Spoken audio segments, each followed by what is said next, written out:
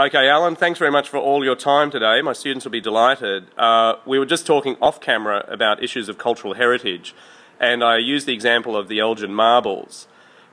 These pagodas are not that because, as we know, they were sold, and every step of the line there's been a chain of provenance. So Shanghai Museum may want them back, but they actually have to deal with the fact that they were initially sold. So in terms of what you do here in your work and the Field Museum in general and museums of anthropology, how do you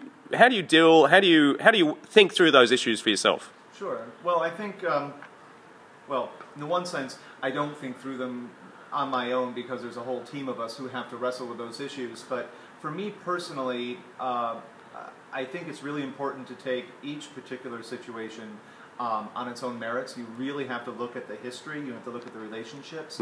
You have to look at what is the scientific significance of these collections. What would it mean to send them back to their country of origin? But we have lots of examples of those sorts of things. Everything from repatriation issues with Native American groups, so internal U.S. sort of political and cultural situations. We have items from the Philippines, from Africa, from the Pacific that all have cultural patrimony issues surrounding them.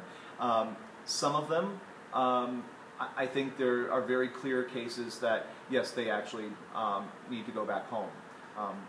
Certainly issues where if the Field Museum was truly complicit in illegitimately acquiring those objects. So, I mean, I think establishing legitimacy is one issue, but it's not the only issue. If you bring up something like the Elgin marbles, of course, that's a circumstance where I can really see both sides. What would be the British Museum side? Well, the British Museum side, of course, is that both the longevity, the amount of time that the marbles have been in London, the fact that, and the really big reason is that they can properly care for them.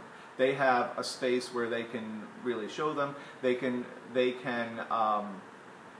have the prospect of introducing a much wider group of people to the wonders of classical Greek civilization that couldn't happen for those people who, say, can't make it to Greece. I think that's one of the arguments that big encyclopedic museums, the Metropolitan, the British Museum, those kinds of museums always make that justification.